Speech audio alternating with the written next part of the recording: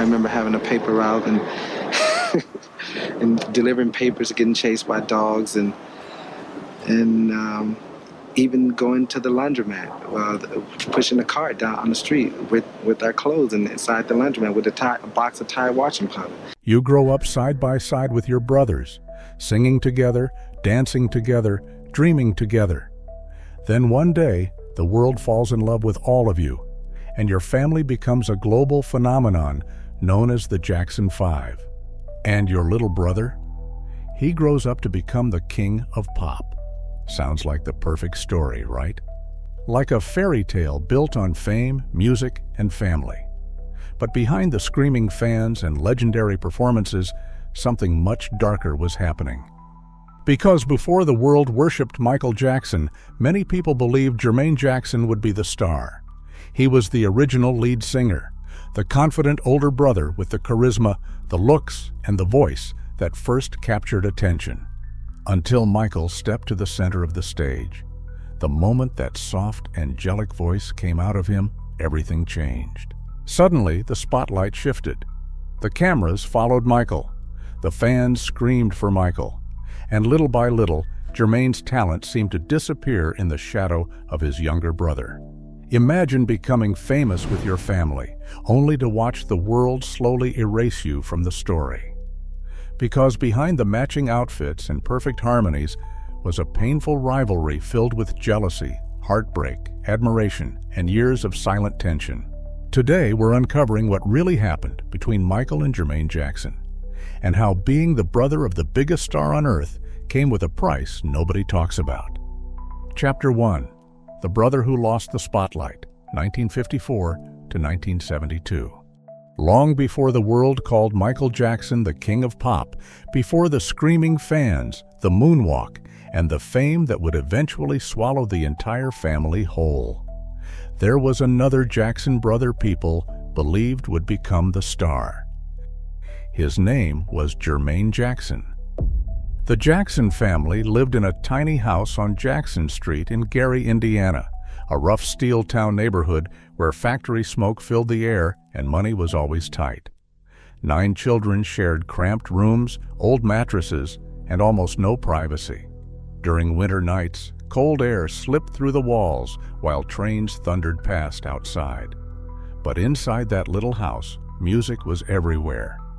Katherine Jackson often sang softly while cleaning, and the children harmonized naturally around the kitchen table like music was simply part of breathing. Among all the brothers, Jermaine stood out early. Born in 1954, he was handsome, confident, calm under pressure, and blessed with a smooth, natural voice. When Joseph Jackson began turning his sons into a real performing group, Jermaine became the original lead singer almost automatically. He looked comfortable holding the microphone, comfortable being watched. While the others were still nervous boys learning choreography, Jermaine already carried himself like a young star. And then there was little Michael. Tiny, skinny, quiet Michael followed his older brothers everywhere. At first, nobody even considered him part of the act.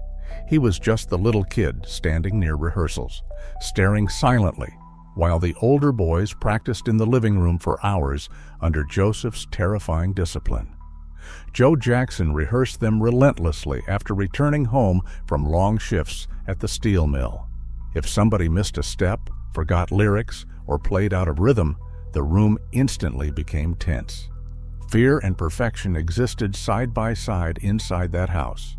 But Michael never seemed afraid of the music itself. In fact, he seemed hypnotized by it. Years later, Michael would openly admit that Jermaine was the brother he admired most growing up.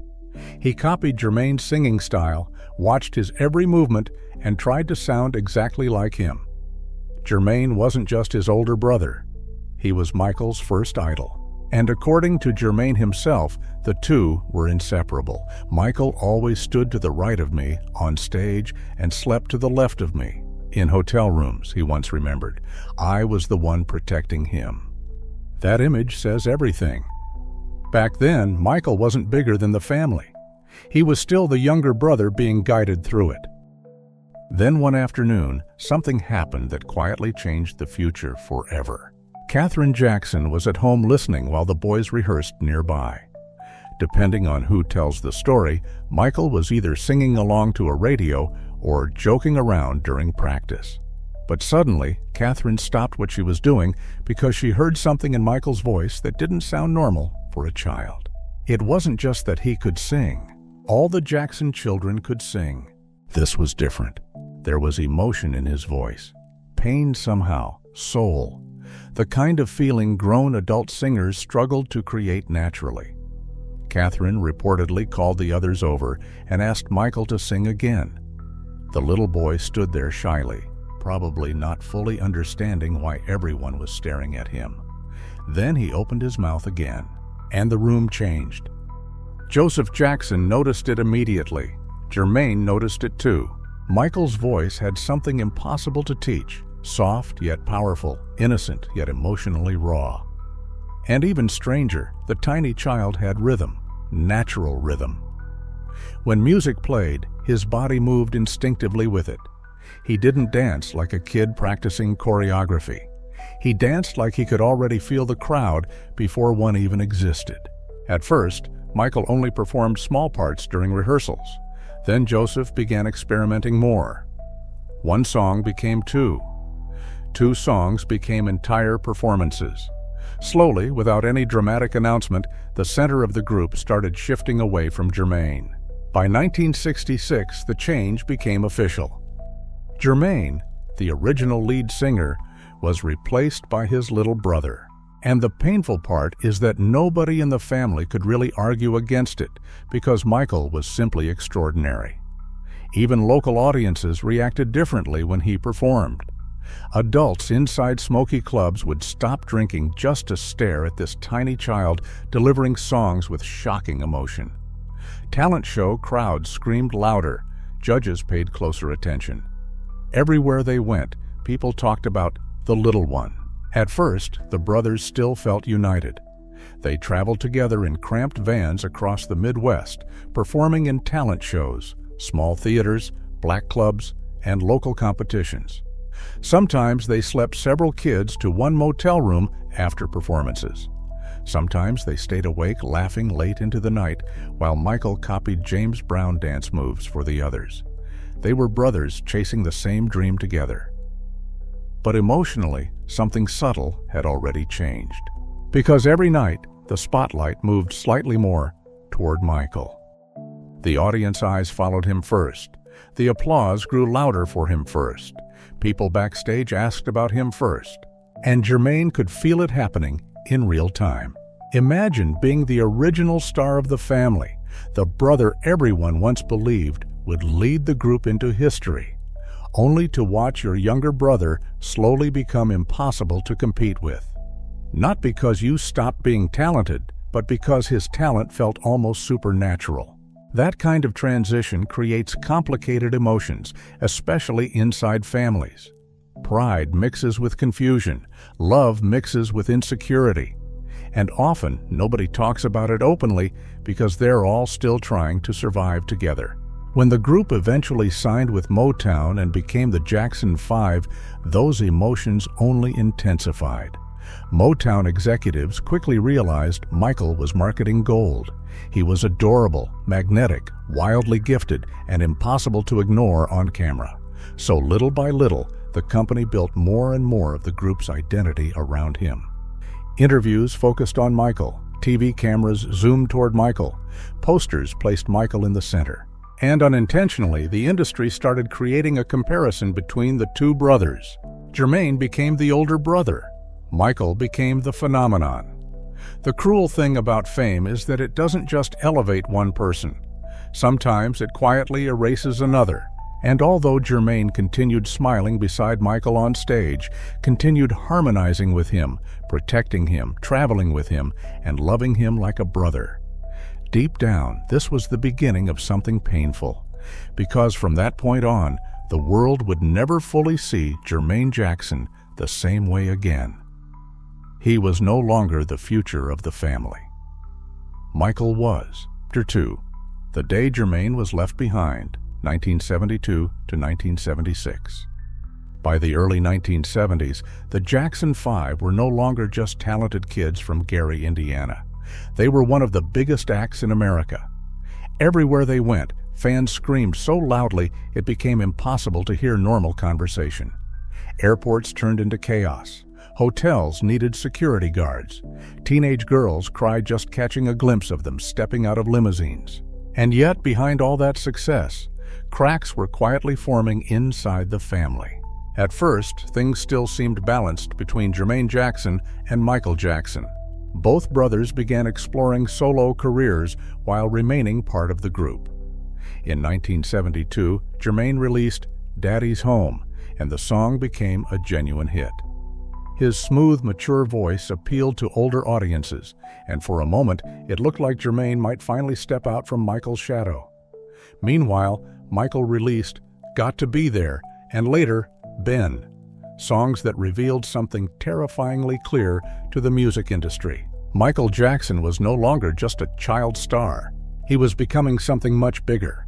There's an emotional detail people often miss during this period. Jermaine wasn't talentless. Far from it. He was handsome, charismatic, vocally gifted, and respected in the industry. But standing next to Michael during the early 1970s was like standing next to an explosion happening in slow motion. Every year, Michael's fame expanded beyond the group itself. Fans weren't just watching the Jackson 5 anymore. They were watching Michael, and Jermaine could feel the difference everywhere. During interviews, reporters increasingly directed questions toward Michael first. At concerts, the loudest screams came when Michael stepped forward.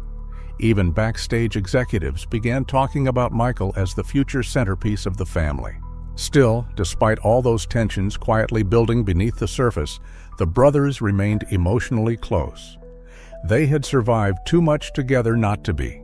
Years of brutal rehearsals, racist industry barriers, exhausting tours, screaming crowds, and Joseph Jackson's impossible standards had bonded them in a way outsiders could never fully understand. But then came 1975, and everything changed. By that point, the Jackson brothers had grown deeply frustrated with Motown. Despite generating millions for the label, the group had surprisingly little creative control over their own music. Song choices, production decisions, marketing, almost everything was controlled by Motown executives. Financially, the situation felt even worse. Reports circulated that the brothers were receiving only around 2.8% in royalties, while the label profited massively from their success. The family wanted freedom, more money, more ownership, more control over their future. So the brothers made a bold decision: leave Motown and sign with Epic Records. All of them agreed, except Jermaine. And this is where the emotional fracture truly began. Because by then, Jermaine's life had become deeply tied to the Motown empire itself. He had married Hazel Gordy, the daughter of Motown founder Berry Gordy. To outsiders, the situation suddenly looked ugly. Rumors spread quickly throughout the music industry and among fans. People whispered, Jermaine chose the Gordy over his own family. He stayed loyal to money. He betrayed his brothers. The reality was probably more complicated than that. Jermaine loved Hazel. He had children, a life, relationships deeply connected to Motown. Walking away wasn't simply a business decision anymore. It meant emotionally separating himself from an entire world he had become part of. But perception matters more than truth in celebrity families. And almost overnight, Jermaine became isolated. The Jackson brothers moved forward without him. Randy Jackson replaced him in the group. New photos were taken. New rehearsals started. New contracts were signed. For the first time since childhood, Jermaine was no longer standing beside Michael on stage. Imagine how surreal that must have felt. For nearly his entire life, Jermaine had slept in hotel rooms beside Michael, rehearsed beside Michael, traveled beside Michael, harmonized beside Michael. Their identities were emotionally intertwined, and suddenly there was distance. One of the most heartbreaking moments came during an emotional meeting in Long Island shortly after the split became real. Accounts vary slightly over the years, but the emotional core never changed. The brothers met privately, away from cameras and fans, to confront the reality that the Jackson 5 would continue without Jermaine. By then, tensions had already been building for weeks. Lawyers, contracts, label negotiations, and family arguments had turned everything painfully complicated. And then reality finally hit them. Michael reportedly became emotional almost immediately. This wasn't just business to him. Jermaine was his brother, his protector, the person he had admired since childhood. According to later recollections, Michael admitted he couldn't imagine performing on stage without Jermaine beside him. And Jermaine broke down too.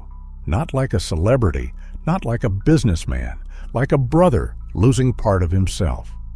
He later described feeling like he had lost his arms and legs. That sentence sounds dramatic until you remember how closely connected their lives had always been. Jermaine wasn't just leaving a music group. He was being separated from the emotional structure of his entire identity. Picture the scene for a moment. Two brothers sitting together in a quiet Long Island room after years of global fame, both crying because for the first time since childhood, they no longer knew how life would function apart from each other. That's what makes this chapter so tragic. Because despite all the jealousy people later talked about, the love between them was real. But love does not erase resentment. And after the split, Jermaine entered one of the darkest emotional periods of his life. Publicly, he tried to remain professional. He continued recording music with Motown and gave interviews defending his choices. But privately, reports and later reflections suggest he struggled deeply with depression, loneliness, and emotional isolation. Fans blamed him. Some family members quietly judged him. The media framed him as the brother who stayed behind, while the others chased freedom. And meanwhile, Michael's rise accelerated rapidly. That contrast made everything worse. Because while Jermaine tried rebuilding his career inside Motown, Michael was beginning the next phase of his transformation. The phase that would eventually turn him into the most famous entertainer on earth. And psychologically, this became the defining wound between the brothers. Jermaine believed he had chosen loyalty. Loyalty to his marriage, his commitments, his life at Motown. But many people saw something entirely different. They saw betrayal. And from that moment on, the emotional balance between the two brothers changed permanently. Michael became the brother moving toward history. Jermaine became the brother left behind, watching it happen. Chapter 3. The King's Solitude and the Silent Symphony of Brotherly Envy, 1979 to 1989. The shift in the Jackson family dynamic did not happen overnight, but by the scorching summer of 1979 in Los Angeles, the seismic plates were already moving beneath their feet. When Michael released Off the Wall in August of that year, the world bore witness to a young man finally stepping out from his family's shadow. But it was the arrival of Thriller on November 30th, 1982, that permanently shattered the equilibrium of the Jackson household. Almost instantly, Michael mutated from a pop star into a global deity, a cultural phenomenon whose commercial gravity warped everything around him. As the Grammys piled up and millions of dollars flooded his accounts, Michael used his newfound leverage to sever the final strings of parental control, firing his father, Joe, from his management position. Yet this absolute freedom bred a profound, suffocating isolation. Michael began retreating behind the reinforced walls of his bedroom, choosing the silent companionship of dynamic mannequins and exotic pets over his own flesh and blood, systematically shutting out the world, including the brothers who had once shared his dreams. Meanwhile, watching this meteoric ascent from the perimeter of Hollywood was Jermaine Jackson, whose initial pride slowly curdled into a quiet, simmering resentment.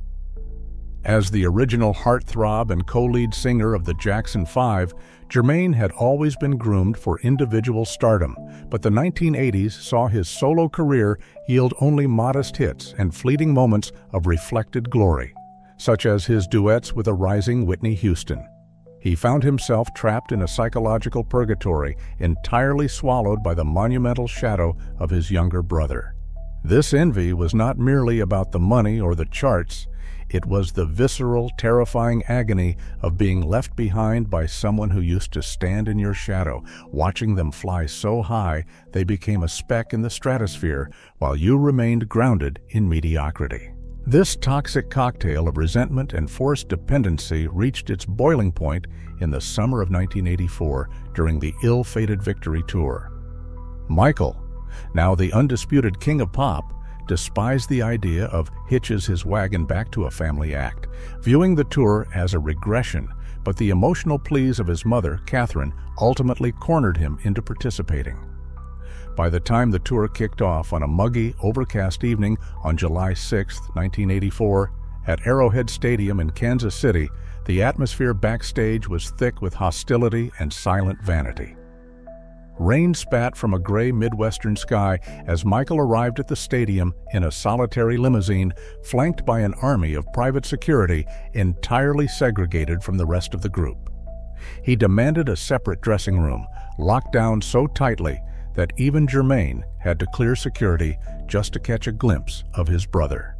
Moments before showtime, as the brothers converged in the narrow, dimly lit concrete tunnel leading to the stage, Jermaine attempted to intercept Michael to suggest a minor change to the set list. Dressed in his iconic shimmering sequined jacket and a single crystal glove, Michael didn't even turn his head. He merely gave a cold, dismissive nod and brushed past his older brother without making eye contact, leaving Jermaine frozen in the shadows as the roar of 45,000 fans erupted outside. On stage, they forced smiles and locked arms for the cameras, but the second the house lights went down, Michael vanished into the night, leaving his brothers to absorb the financial fallout and public backlash of the disastrous tour. In the years that followed, the silence from Michael's camp became absolute, with every phone call from the family estate at Havenhurst hitting a wall of high-priced secretaries and security detail. On a bleak, freezing afternoon in December 1987, the reality of this estrangement struck Jermaine with brutal clarity inside a gray, snow-dusted New York City hotel room. Clutching a heavy plastic telephone receiver, Jermaine was attempting for the third consecutive week to reach Michael, hoping to congratulate him on the release of the Bad album and perhaps seek guidance for his own floundering career. Instead, the monotone voice of an anonymous assistant delivered the familiar, rehearsed rejection, informing him that Michael was indisposed in the studio before the line clicked into a dead, hollow dial tone. Slamming the receiver down, Jermaine felt a wave of humiliation that tasted like betrayal. To him, Michael had forgotten his roots, discarding the memory of 6 boys sharing single sandwiches in the back of a cramped van on the road from Gary, Indiana. The vast chasm of Michael's success became an open wound, and every time Jermaine passed a towering billboard of his brother's face, a dark, intrusive thought whispered that this destiny was supposed to be his, if only he hadn't stayed behind at Motown. Ultimately, the tragedy of the Jackson family in the 1980s was that both brothers were prisoners of the same legacy, reacting to the trauma of their childhoods in fundamentally incompatible ways. For Jermaine, the jealousy wasn't born out of malice, but from the deep, agonizing heartbreak of an older brother who felt historically erased and cast aside by the very boy he used to protect. For Michael, the crown of global pop royalty was a heavy, paranoid cage, and while he financially sustained his family, he could not allow them into his fragile inner world because they were inextricably linked to the abusive, exploitative childhood engineered by Joe Jackson. To survive the blinding glare of the media circus, Michael built a fortress of solitude, transforming his silence into a shield. Yet to Jermaine, that very same silence was interpreted as the ultimate act of arrogant disdain, ensuring that the soundtrack of their brotherhood was no longer defined by harmony, but by an irreversible, echoing estrangement. Chapter 4. The Public Explosion, Breaking the Sacred Silence with Word to the Bad, 1991. The fragile peace holding the Jackson family together by a thread through the late 1980s finally shattered as a new decade dawned, setting the stage for one of the most jaw-dropping, public sibling betrayals in music history. Look back at 1991. Michael Jackson was preparing to unleash his highly anticipated Dangerous album, commanding the absolute devotion of Sony Music and operating on a level of cultural omnipotence that made him seem completely untouchable. Meanwhile, his older brother Jermaine was signed to Arista Records, still scraping for crumbs of relevance and watching Michael's monolithic shadow threaten to erase his own legacy entirely. Now, the underlying resentment that had been brewing in backstage corridors and unanswered phone calls for over a decade was no longer a private family grievance. It had become a volatile, explosive charge waiting for a spark. And that spark arrived when Jermaine discovered a bitter truth. Michael, using his immense industry leverage, had actively maneuvered behind the scenes to disrupt the promotion of Jermaine's own upcoming album, You Said, prioritizing his own global release schedule over his brother's livelihood. Stranded in a state of professional desperation and deeply wounded pride, Jermaine decided that if Michael would not answer his phone calls, he would be forced to answer to the music. To understand the sheer drama of what happened next, you have to look at where the battlefield for this fraternal war was chosen.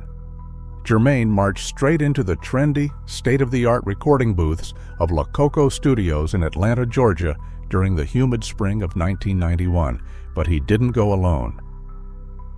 In a twist of supreme psychological warfare, Jermaine enlisted the help of the hottest production duo in the industry at the time, Antonio L.A. Reid and Kenneth "Babyface" Edmonds.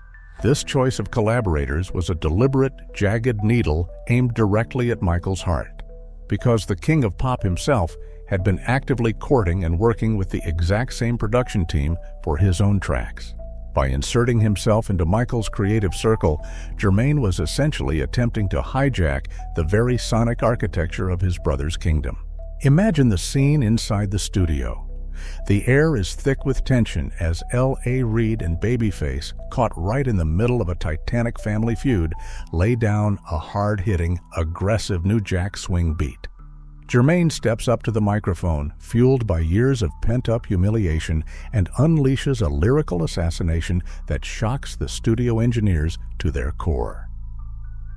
The original unedited demo of the track, titled "Word to the Bad," was a ruthless, scorched earth takedown of Michael's entire existence.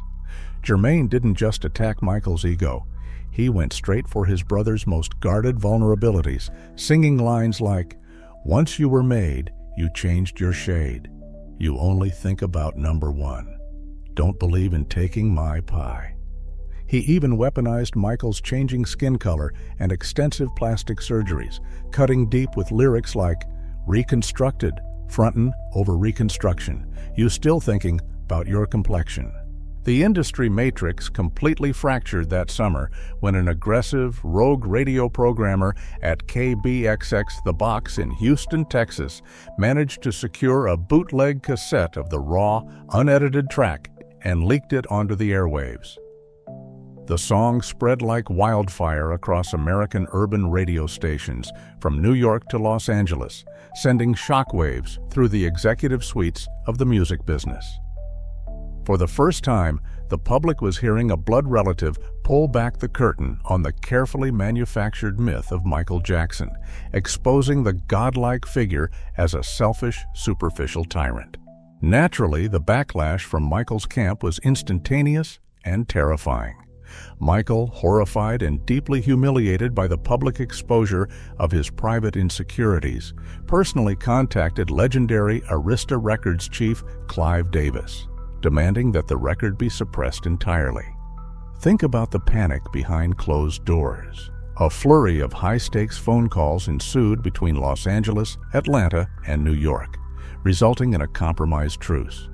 Clive Davis and industry executives forced Jermaine to return to the studio to frantically rewrite and sanitize the lyrics, stripping out the overt references to plastic surgery and skin bleaching before the album could even be legally distributed to the masses.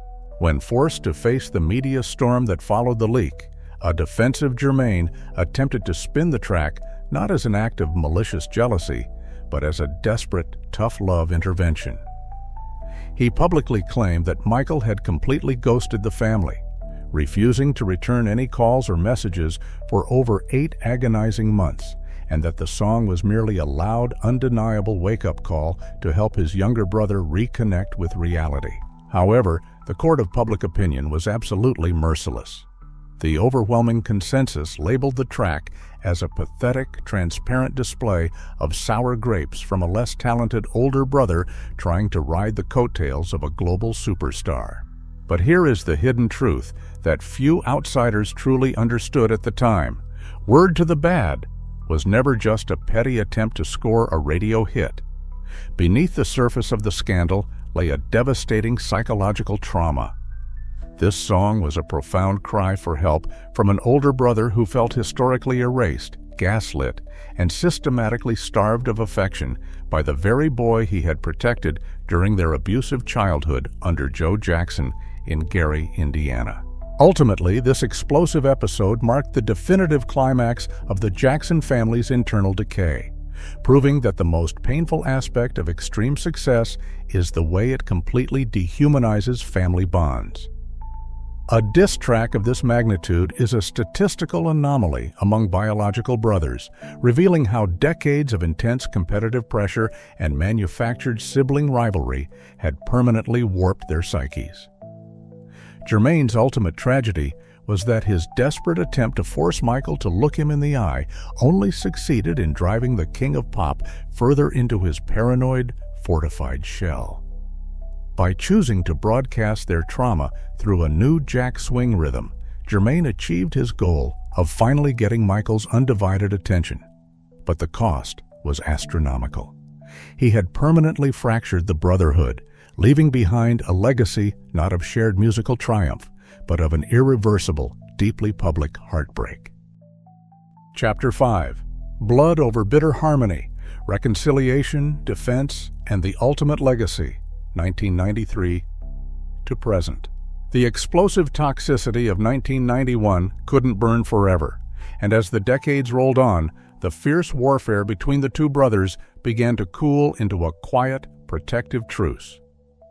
When the world turned its back on Michael Jackson during his grueling 2005 child molestation trial, the sibling rivalry evaporated instantly. Jermaine, the very man who had tore his brother down on the radio, became Michael's fiercest shield. He stood firmly by Michael's side at the Santa Maria courthouse, holding his hand, confronting hostile media, and consistently declaring his brother's innocence to anyone who would listen.